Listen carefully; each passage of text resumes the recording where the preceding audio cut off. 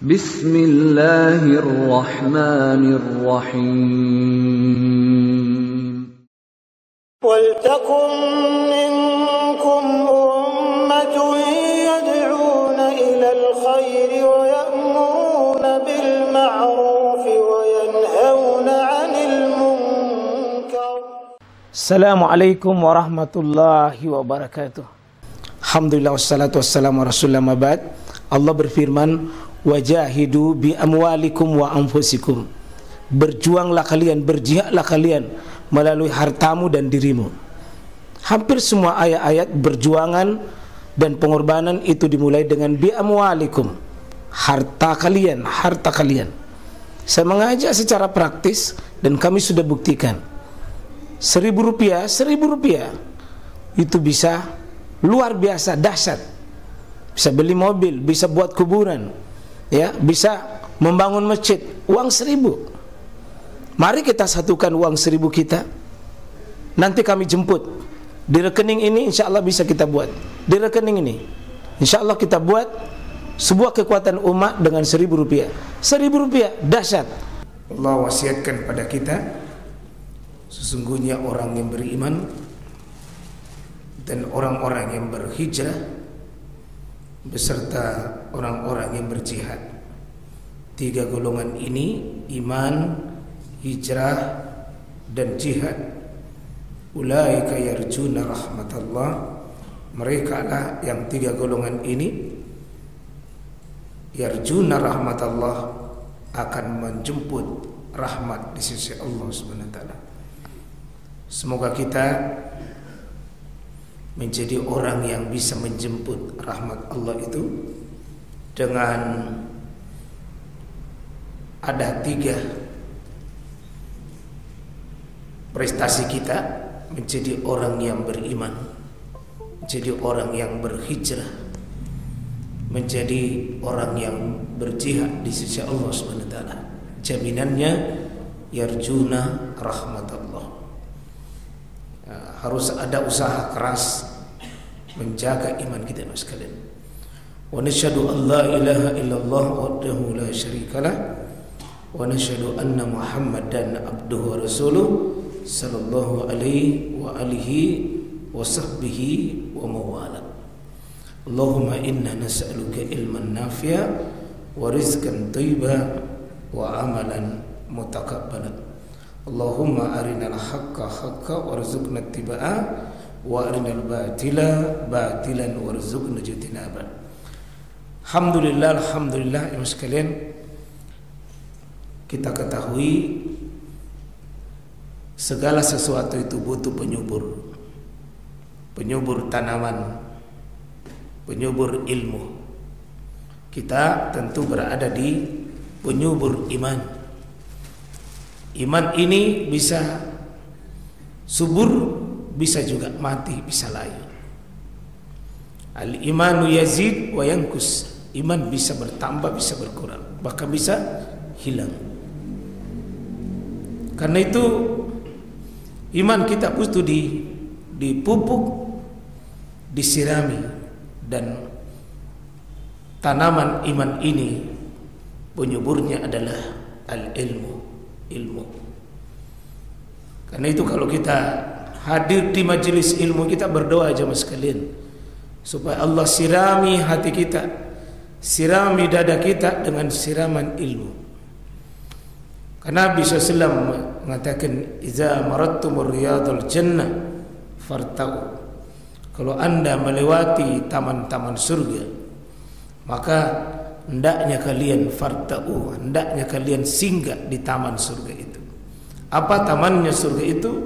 Majelis ilmu. Majelis ilmu. Sulit iman kita aja mas sekalian terjaga, terpelihara kalau tidak dengan ilmu. Sulit kita jaga iman kita, karena sifatnya ini bisa dia keluar masuk. Maka nasihat Nabi SAW, may yuridillahu bihi khaira yufaqihu fid din. Siapa yang Allah kehendaki kebaikan padanya, ciri yang ada pada dirinya, Orang yang mau jadi baik itu adalah berada di majelis ilmu, difaqihkan dia dengan agama ini. Semoga Allah istiqomahkan kita dan Allah memberikan kebaikan jemaah sekalian kepada Qarun dengan berupa kekayaan bukan karena cinta pada beliau. Allah memberikan kerajaan dan kekuasaan kepada Namrud bukan karena Allah cinta. Tapi ketika orang beriman, Allah pasti fasilitasi ilmu dan hidayah pada dirinya untuk tahu mana yang pantas untuk dilakukan, mana yang pantas ditinggalkan. Dan yang bisa menghargai itu adalah ilmu. Jadi orang beriman itu Pak dan berilmu tidak asal piti kanak-kanai, piti jamai-jamai. Dia selektif dalam beribadah. Dia tahu ini di atas landasan akidah tauhid. Ini di atas landasan sunnah. Ini tidak ada dasarnya. Seperti ini banyak di bulan Muharram ini jemaah sekalian, hal-hal yang saya lihat ya bukan dasarnya dari ilmu tapi orang ramai untuk melakukannya. Maka butuh kita seleksi mana yang sesuai ajaran kita, mana yang tidak sesuai ajaran kita. Karena tidak semua yang ramai dilakukan orang itu Bapak Ibu itu menjadi baik. Karena baik itu bukan mayoritas, baik itu bukan jumlah. Kata Al-Quran, wa in tuti' aktsara man fil ard yudilluka an sabilillah.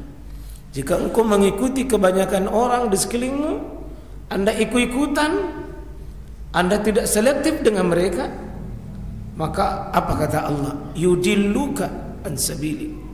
Engkau akan disesatkan oleh mereka. Jadi tidak semua yang banyak itu baik, dan tidak semua yang sedikit itu salah. Karena itu ya sekalian, kita punya prinsip al-haqqu min rabbik. Yang benar itu yang datang dari Allah dan Rasulnya. InsyaAllah di pertemuan kita hari ini kita akan bahas tematik. Mungkin tinggalkan nanti bab tentang fikih dulu, fikih salat berjamaah, fikih masbuk. Mungkin mohon izin Pak ya, kita lanjutkan di bulan yang akan datang dengan izin Allah Subhanahu wa taala, karena saya memohon pada Allah supaya kita diberi hidayah dan taufiknya berupa hijrah ini dan tahun baru hijriah. Karena kalau kita melihat ini sejarah adanya tahun baru hijriah Pak, bukan nama yang langsung muncul, tapi butuh perjuangan. Ya. Kalau sejarah kita akan ikuti ini, tahun baru hijriah itu cukup panjang. Ketika bertahun-tahun kaum muslimin itu tidak punya kalender Pak, tidak punya ukuran tahun baru. Karena waktu itu diberi nama tahun itu seperti tadi itu Amul Fil, tentang tahun gajah. Dibaca tadi Pak Ustaz tentang surah Al-Fil. Karena ada pasukan gajah dari Yaman itu yang dipimpin oleh Abraha untuk menyerang Ka'bah. Tahun itu lahir Rasulullah, maka disebut dengan Amul Fil, artinya tahun gajah. Peristiwa itu berkaitan dengan kelahiran Nabi, maka disebut ketika Nabi SAW itu menerima diuji oleh Allah dengan banyak ujian dan cobaan, maka disebut Amul Huzni, tahun duka cita, tahun kesedihan. Jadi Rasulullah, sahabat itu belum memiliki standar kecuali pada zamannya Umar bin Khattab. Itu ketika Umar mengirim surat ke berbagai gubernur, termasuk gubernurnya Irak waktu itu di Basrah, Abu Musa al-Asy'ari radhiyallahu an. Bayangkan umat Islam waktu itu saking besarnya, itu negeri Irak. Negeri Irak itu cuma sebuah provinsi saja. Ya kalau nanti khilafah itu tegak di akhir zaman ini, mudah-mudahan, maka bisa jadi Indonesia ini, bisa jadi itu cuma sekedar provinsi saja kalau itu terwujud, saking besarnya Pak. Nah, gubernur waktu itu Abu Musa al-Asy'ari menerima surat, karena mungkin terlambat itu suratnya dikirim. Bayangkan dari Madinah ke Irak Pak, bisa sampai ribuan kilometer dengan transportasi yang terbatas, ya belum canggih seperti sekarang, maka surat bertumpuk-tumpuk. Akhirnya surat itu banyak datang, tidak ditahu oleh Abu Musa al-Asy'ari yang mana duluan ini, karena tidak ada tanggal. Maka Abu Musa mengatakan, saya sudah menerima surat dari Amirul Mukminin, tapi saya tidak tahu ya bulannya. Ada bulan Sya'ban tapi tidak ada tanggalnya, tidak ada tahunnya, tidak ada tahunnya. Maka disitulah kerendahan hatinya Umar bin Khattab memanggil para sahabat untuk berkumpul membicarakan harus ada tahun yang disepakati. Waktu itu sudah ada tahun Masehi Pak, sudah ada tahun Masehi, sudah ada dipakai. Tapi tidak ada sahabat yang mau rekomendasi itu tahun Masehi, tidak ada. Begitu sahabat tahu itu, bahwa menerima Masehi itu sama dengan menyontek nilai-nilai Nasara yang ada dalam kehidupan kita. Jadi mohon Pak, yang kita terima hari ini, kalender Januari sampai Desember itu adalah bukan kita ridho, tapi itu hanya terpaksa saja. Kita punya kalender sendiri, kalender Hijriah, yakni pindahnya Nabi dari Mekah ke Madinah, yang kelak disebut dengan tahun Hijriah. Seandainya Pak itu baik, langsung sahabat pakai itu, langsung Nabi pakai itu, tapi tidak dipakai. Itu sahabat ada prinsip mereka Pak. Dikatakan oleh Syaikhul Islam Ibnu Taimiyah di kitabnya, di kitab Siratul Jahim, beliau mengatakan begini, bahwa salah satu prinsip Islam menyelisihi orang kafir, haliful Yahud wan Nasara, termasuk nanti yang kita lakukan puasa itu, puasa 9 dan 10 Pak. Itu 10 aslinya, tapi kenapa puasa 9? Kata Nabi SAW, haliful Yahud wan Nasara, selisih Yahudi dan Nasara dalam hal berpuasa. Sumu yauman qabla, berpuasalah satu hari sebelum yang Yahudi itu lakukan tanggal 10, puasalah satu hari sebelumnya. Au ba'da, atau puasalah satu hari sesudahnya.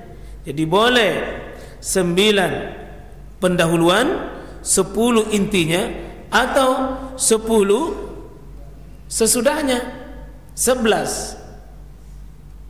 Dua-duanya boleh menurut hadis Sahih Ibnu Huzaimah. Jamaah sekalian, sedikit kami jelaskan ini apa latar belakang tahun baru Hijriah. Sedikit, tidak panjang tentunya. Kita ketahui jamaah sekalian, dalam Al-Quran ini di surah Al-Anfal, di ayat 30 Pak. Kita baca ayat ini, dan sering kita baca ayat ini Pak. Allah memulai dengan kata di situ wa'iz. Wa'iz itu Pak, dan disuruh ingatlah.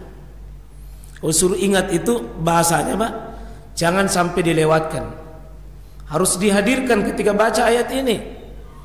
Kalau baca ayat ini seharusnya dihadirkan di depan kita, bahwa seperti terjadi pada saat kita ada. Apa itu? Yamkuru kabikal ladzina kafaru liyusbituk aw yaktuluk aw yukhrijuk. Ingatlah ketika orang-orang kafir, yakni Quraisy, memikirkan kepada kamu Muhammad daya upah terhadapmu untuk apa? Liyusbituk, untuk menangkapmu, aw yaktuluk, untuk membunuhmu. Au yukhrijuk, untuk mengusirmu. Ya. Jadi 3 rencananya di sini, menangkap, penjara, atau diusir. Itu rencana orang kafir Quraisy. Kalau kita lihat ini, di mana diputuskan ini Pak? Hasil keputusan pertemuan khusus rapat raksasa pemimpin suku-suku Arab.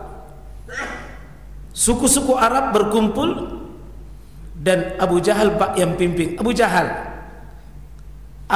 yang langsung pimpin ini rapat. Iblis satu-satunya rapat di dunia Pak yang pernah dihadiri langsung. Iblis hadir. Langsung iblis hadir. Saking pentingnya rapat itu Pak, iblis hadir. Tidak ada rapat di dunia ini langsung iblis hadir Pak. Melebihi rapat, rencana Nabi hijrah harus dihalangi.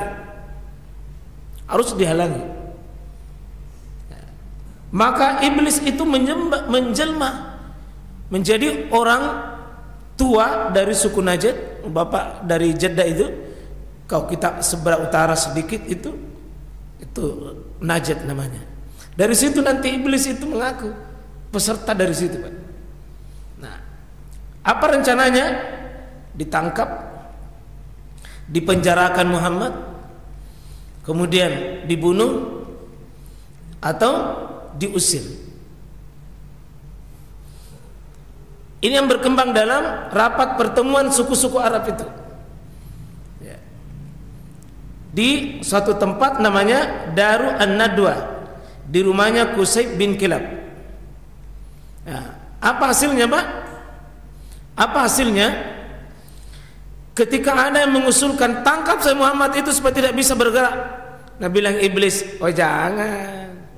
Kalau anda tangkap pasti akan ada nanti pasukannya Muhammad yang lepaskan, anda celaka. Jangan. Di penjara saja sama ji. Kalau begitu diusir. Kalau diusir keluar tidak ada ganggu maki. Nabi bilang iblis, kalau di luar membuat kekuatan besar, baru di atas menyerang, anda celaka. Nyata pintar juga ini iblis. Benar juga ini iblis Pak. Jadi iblis itu Pak bukan tolol, itu pintar itu. Cuma pintar Pak tolol-toloi. Ya, kalau ada orang pintar Pak tapi salah itu mirip iblis. Pintar dengan segala titel, di depannya panjang, di belakangnya namanya panjang, tapi anu salah na pikir itu ada keturunan iblisnya dalam dirinya. Ada keturunan maca, tapi maca mapat dongo-dongo, patolo-toloi. Sekolah cerdas pintar tapi nausir orang tuanya, ya, maka nauzubillahi min zalik, itu mirip iblis Pak. Pintar itu iblis. Atas usul Abu Jahal kita bunuh saja. Nah bilang iblis, cocok itu Abu Jahal, cocok. Baku cocok mentong ini Abu Jahal dengan iblis Pak. Baku cocok mentong.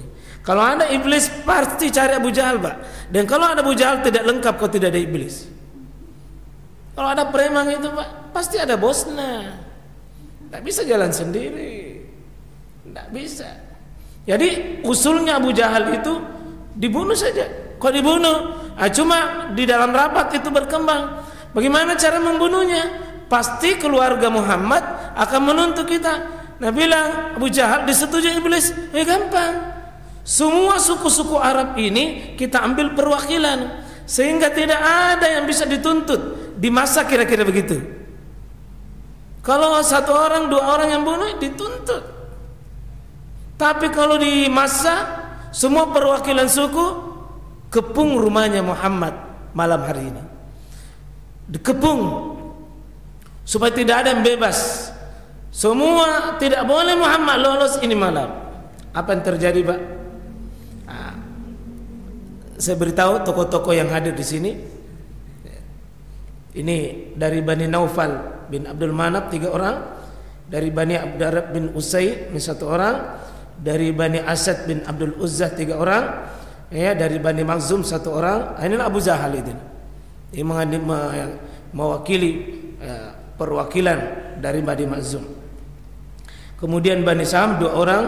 Kemudian Bani Jumain 1 orang. Ini Umayyah bin Khalaf. Ini yang siksa. Ini tuannya, ini Bilal bin Rabah. Tuannya ini Bilal bin Rabah yang pernah siksa itu Bilal ini. Ya. Nah, kronologis hijrah Nabi Sallallahu Alaihi Wasallam ini, hasil rapat tertutup tadi orang kafir ini ternyata dibocorkan oleh Allah, Pak. Dibocorkan, utus Jibril untuk mengizinkan Nabi hijrah malam ini. Apa yang dilakukan? Ketika rapat tertutup dibocorkan oleh Allah Subhanahu Wa Taala, datanglah atas perintah Allah kepada Muhammad, 1, datang siang hari pada waktu yang tidak biasa, Pak. Nabi itu berjalan di siang hari, pergi ke rumahnya Abu Bakar. Pergi ke Abu Bakar. Dia tutup wajah, Pak. Coba lihat orang soleh, Nabi, Rasul paling dijaga oleh Allah, Pak. Tetap punya ikhtiar. Tetap punya ikhtiar, tutup wajah sebagai bentuk ikhtiar. Yang Nabi bilang kan Nabi, Rasul pasti dijaga, tidak boleh. Tetap ikhtiar. Jangan abaikan usaha. Tetap Nabi tutup wajah. Dan ketika sampai di rumahnya Abu Bakar, ketika itu Nabi meminta untuk berbicara dengan Abu Bakar, dengan orang lain pergi, Pak. Karena ini urusan sangat penting. Urusan sangat penting. Jangan ada yang dengar kecuali Abu Bakar saja. Biar istrinya, biar siapa tidak ada yang bisa dengar. Jadi ada hal-hal penting itu, Pak. Tidak boleh anak-anak picodok-codok di situ. Ya. Itu anak-anak sekarang itu biasa kita punya tamu, datang tongi duduk. Malah dulang minum teh, tamu baru pergi. Ya. Ada yang ambil kue baru pergi. Datang pergi codok-codok di situ. Lalu sesudah bicara, sesudah ditanya itu Abu Bakar bahwa kita akan hijrah, temani. Mereka keluar lewat pintu belakang, Pak. Jadi lain pintu masuk, lewat pintu belakang. Jadi bukan penakut itu, Pak. Bukan penakut bikin usaha begini, ikhtiar. Bukan. Ini namanya ikhtiar. Kemudian melewati jalan yang tidak biasanya, Pak. Ini semua bentuk-bentuk ikhtiar. Jadi kalau bapak-bapak kunci itu motor, bukan tidak bertawakal. Tetap ada ikhtiar. Kalau sudah dikunci dan mau hilang itu ya urusan. Ya. Terus Nabi SAW mengatur strategi, Pak. Mengatur strategi dan ada namanya pansus, Pak, panitia khusus. Jadi datang hijrah, ada pansusnya, Pak, ya, panitia khusus. Nah, 1 ini yang paling senior Nabi pilih Abu Bakar mendampingi hijrah Nabi, Pak. Jadi betapa besarnya kedudukan Nabi, betapa besarnya kedudukan Abu Bakar itu. Abu Bakar sudah lama mau hijrah. Karena sudah ada yang hijrah ke Ethiopia, Nabi tahan itu Abu Bakar. Ketika ada sahabat seperti Mus'ab bin Umair sudah lama hijrah ke Madinah, Abu Bakar mau hijrah, ditanggung Nabi, jangan. Ternyata ini punya maksud, Pak. Dan ini kemuliaan Abu Bakar As-Siddiq. Dan ini isyarat bahwa kelak akan menjadi pendamping, pengganti Nabi sesudah Nabi wafat. Itu adalah isyarat Abu Bakar. Terus selain yang paling tua, Pak, Nabi pilih yang paling kecil, paling muda, Ali bin Abu Thalib.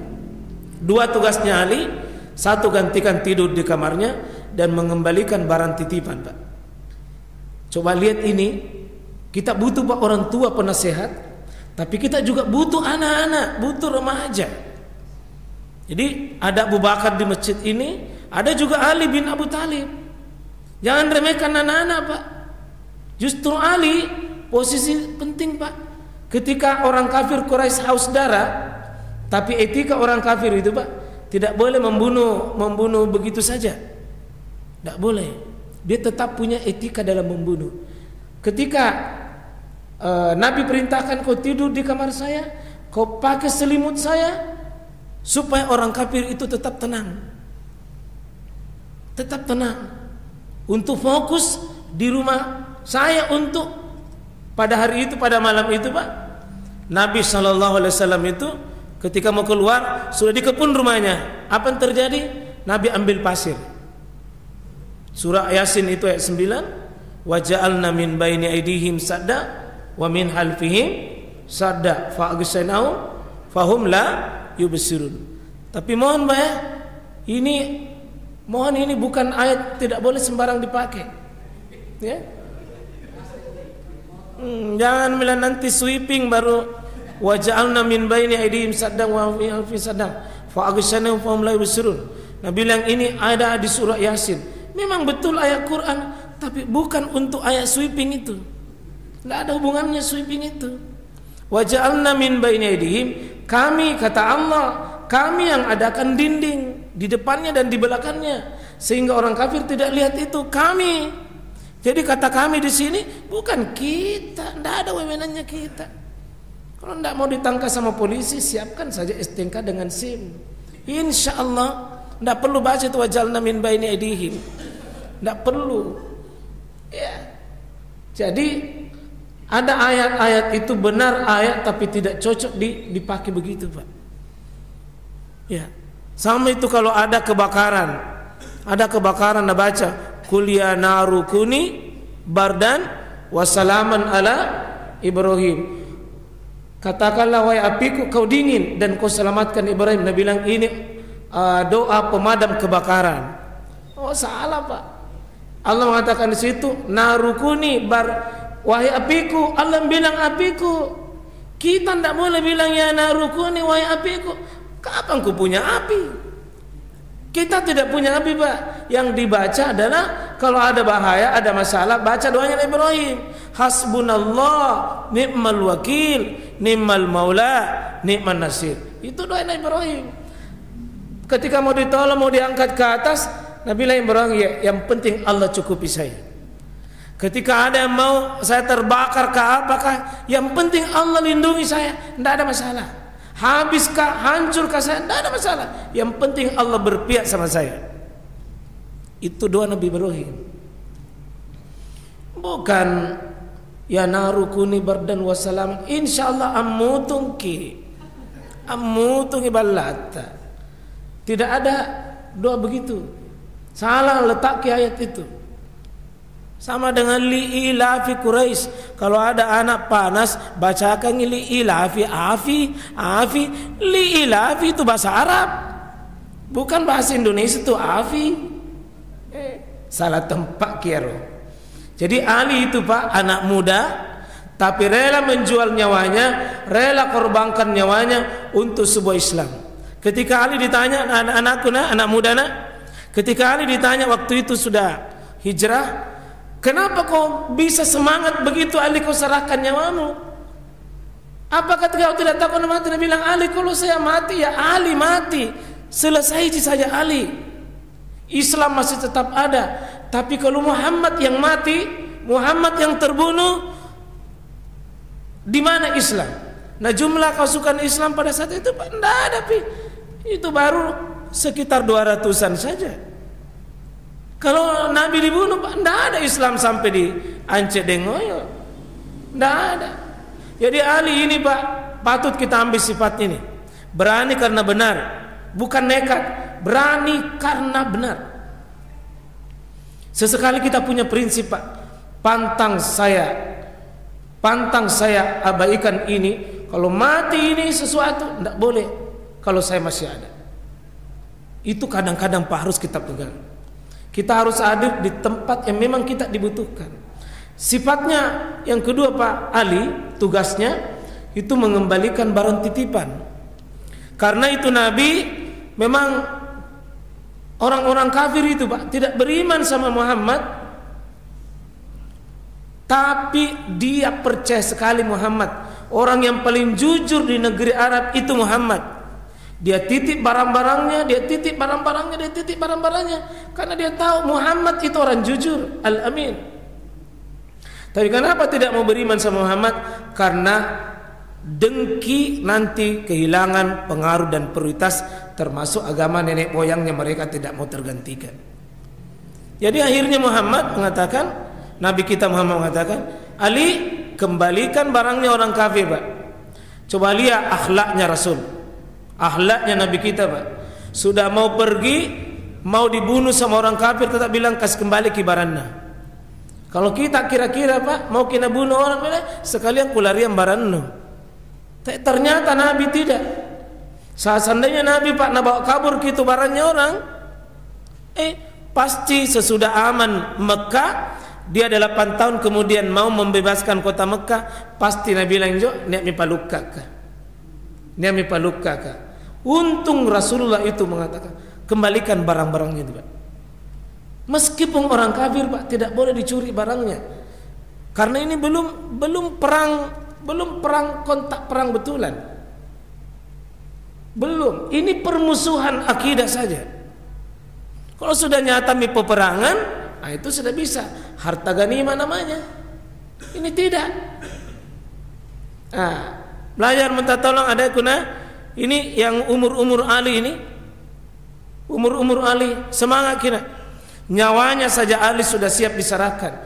Kita kalau dikasih tugas azan misalnya membersihkan masjid atau menjadi apapun, coba ambil amanah itu.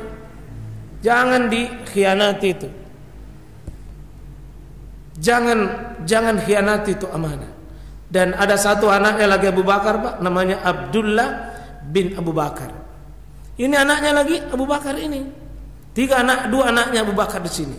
Berarti 3 beliau. Jadi kalau ada nanti di tanggal 10 Muharram lalu orang-orang Syiah turun di Karbala di Irak itu menuduh bahwa Abu Bakar itu hina, Umar itu hina, dia ahli neraka, maka itu adalah kebatilan di atas kebatilan dan itu tuduhan keji.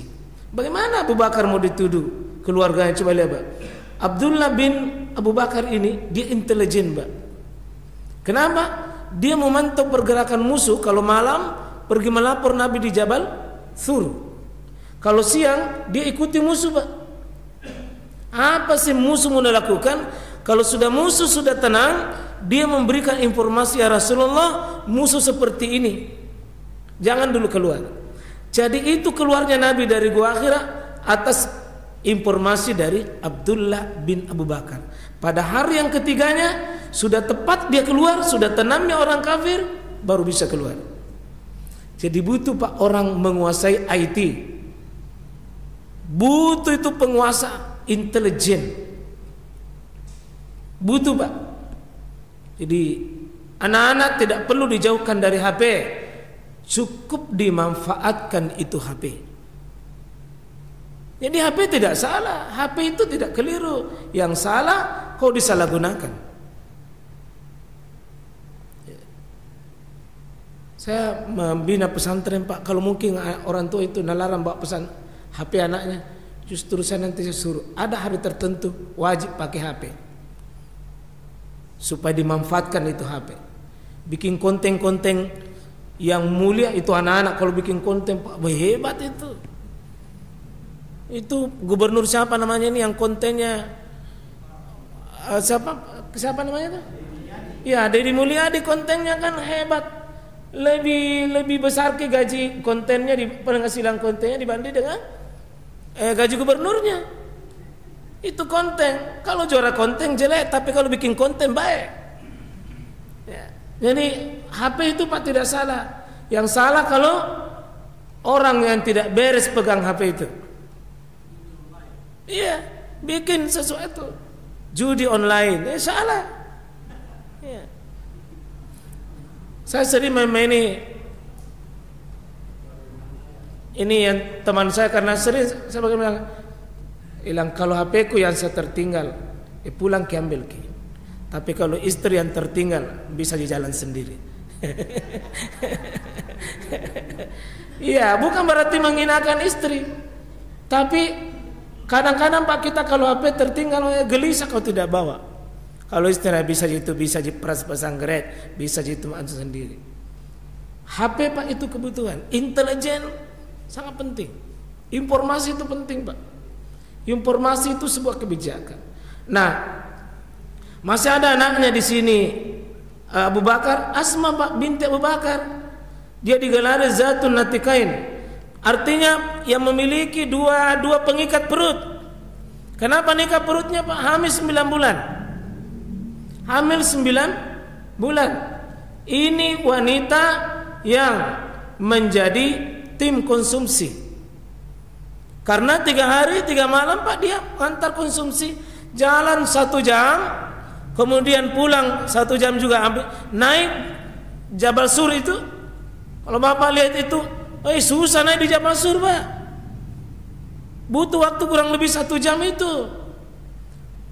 Turun naik, tapi orang hamil 9 bulan. Tapi Asma tidak perlu itu.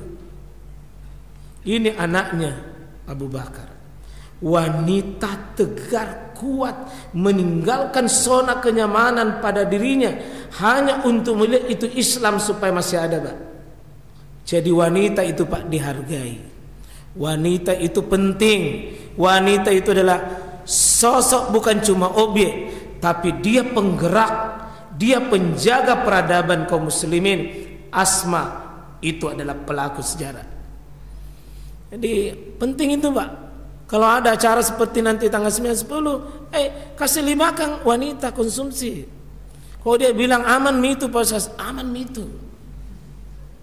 Tapi kalau wanita codoh Pak, hati-hati ki, banyak masalah.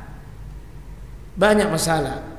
Jadi wanita itu Pak penting kita libatkan. Bagaimana Nabi melibatkan dalam sebuah peristiwa penting ini, insyaallah. Dan ketika ini Asma hijrah Pak, lahir anaknya pertama kali di Madinah itu. Bayi pertama kali lahir di Madinah hasil hijrah Pak adalah anaknya Asma. Siapa namanya? Zubair bin Awan. Zubair itu yang ahli surga Pak. Ya, Zubair bin Awan. Wah, menarik ini Pak. Salah satu manusia yang dijamin masuk surga oleh Nabi itu Zubair bin Awan. Bagaimana dibunuh nanti oleh Al-Hajjaj itu. Masya Allah ya. Ini sosok seorang laki-laki yang sangat memuliakan ibunya itu. Itu Zubair bin Awan. Ketika dia sudah mau dibunuh, dia pergi peluk ibunya itu, Asma binti Abu Bakar. Dia bilang, ibu saya akan pamit. Mungkin ini barangkali sentuhanku yang terakhir kalinya sentuh. Tapi ketika dia peluk ibunya, lalu ibunya merasa bahwa ada baju besi. Napake itu Zubair, bilang Zubair, lepaskan baju besimu, karena kulitmu tidak bisa menyentuh saya dengan kulitmu. Saya ini ibumu. Maka dia lepas itu Pak. Apa dia bilang ibunya? Zubair, kau jemput itu gugurmu dengan mati syahid, lepaskan itu baju besimu. Maka ketika sudah terbunuh Pak, datang itu sang pembunuh mengatakan, anak celakamu yang sudah tewas. Dia bilang, Asma binti Abu Bakar, anakku sudah menunggu saya di pintu surga. Karena memang seorang ibu dengan anak ini sama-sama punya keyakinan yang sangat luar biasa. Jadi Zubair ini nanti Pak yang menjadi banyak nanti cerita. Kenapa itu ayat hadis-hadis tentang apa namanya itu akikah. Akikah itu Pak karena diakikah oleh Nabi dengan dikunyahkan itu kurma, kemudian disuapkan di mulutnya, Nabi gendong dan seterusnya. Itu tentang banyak hadis-hadis tentang akikah itu dari Zubair bin Awan itu. Ya, di situ banyak nanti kisah itu. Yang kelima Pak ada namanya Amir bin Puhairah. Ini mantan budaknya Abu Bakar. Apa tahu sih tugasnya ini? Penggembala hewan tunggangan Nabi dan Abu Bakar. Dia suplai daging dan susu. Ini soal butuh ini Pak. Dan dia menghilangkan jejak langkah Nabi. Dia seksi perlengkapan dan transportasi. Jadi disiapkan unta-unta yang terbaik Nabi supaya bisa pakai Nabi jalan kaki ke Madinah itu 500 kilo. Tidak boleh sembarang unta Pak. Dan tidak boleh dibaca jejaknya oleh orang kafir, sehingga setiap Nabi melangkah ditutup itu oleh Amir bin Puhairah. Ditutup. Kenapa ditutup? Kapan ketahuan? Oh jenis unta begini kakinya, untanya Nabi nih. Alhamdulillah Pak, butuh itu orang yang begini, seksi perlengkapan, pengusaha, transportasi, butuh ki. Dan hijrah ini mengajarkan kita Pak, kolaborasi, kebersamaan. Ya, kolaborasi kebersamaan, Pak. Mengurus masjid, mengurus ormas, mengurus umat, mengurus mesti ada kebersamaan. Ya, jangan sendiri-sendiri, Pak. Tidak bisa. Kalau saya tanya Bapak, tabe Pak, di antara 6 ini mana yang paling penting di antara 6 ini, Pak? Mana paling penting di antara 6 ini, Pak? Yang mana paling penting? Mana paling penting? Semuanya penting. Artinya kita ini, Pak, bagi tugas. Ada imam, ada makmum, ada tukang azan, ada tukang kunci, ada yang rawat masjid, ada yang bangun masjid, ada donatur. Penting semua, Pak. Semua itu aset masuk surga semua. Umat ini penting kerjasama, Pak. Saya lihat ini Muhammadiyah penting, NU penting, Wahdah itu penting, Jamaah Tabligh itu penting, Salafi itu penting. Penting semua. Kita saling melengkapi, Pak. Tidak ada di antara kita yang pemenang segala kebaikan. Kita punya kebaikan dan punya keterbatasan. Saya senang ini baca sejarah ini, Pak, karena nama Hijriah itu bukan nama biasa itu, Pak. Kita sekarang ini nama tahun Hijriah penting itu bagi kita. Itu sejarah, Pak. Ya, saya kira demikian Jemaah sekalian. Kita mulai iman kita dan perjuangan kita di dinding kita, satu dinding, satu kalender. Kaum muslimin ini bisa menjaga imannya dengan cintai milik kita sendiri. Jangan miliknya orang dipelihara. Kalender Masehinya orang kita rawat baik-baik, kita gunakan, sementara kalender kita tinggalkan.